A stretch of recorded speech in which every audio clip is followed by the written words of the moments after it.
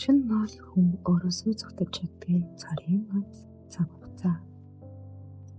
Хэн нэгнийг санаж хизээ нэгэн цагт хэлж амжаа өгсөн.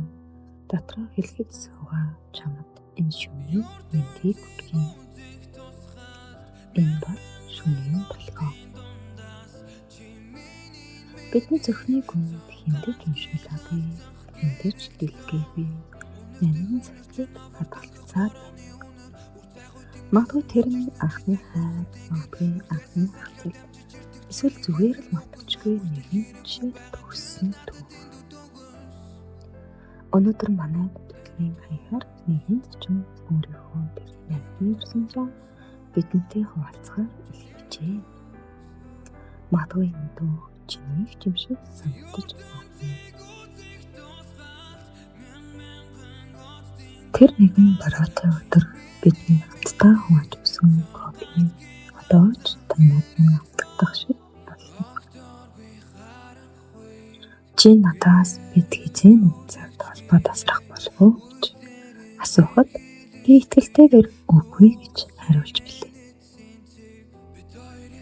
Гэхдээ амьдрал бидний төсөөлснөөс өөрөөр ирсэн. Бид одоо биедээ татахгүй хүн болсон ч миний зүрхний нэгэн буланд чи хизээж хөшрөөгүйгээр яг тэр 18 настай хэврээ битжээ. Энэ цагтлыг чи сонсгүй ч шөнийн бүлгөөнөөр дамжуулан чамд сайн суугаарай гэж хэлье. Заримдаа бид хэн нэгнийг мартахыг биш, харин тэр хүнтэй хамт байсан өөрийнхөө тэр жаргалтай мэдрэмжийг санаалцдаг бололтой. Энэ түүхийг бидэнд хуваалцсан Чочинтон баярлалаа.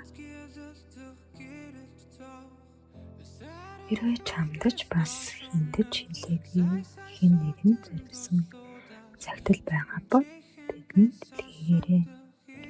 Бид түүнийг чинь шөнийн дэлгөөнөөр дамжуулан эзэнд нь эсвэл зүгээр л сарны гэрэлд өргөж өгөх бол бодол бүхэн чинь тунгалаг, зүуд бүхэн чинь дулаан байг. Сайхан амраарай.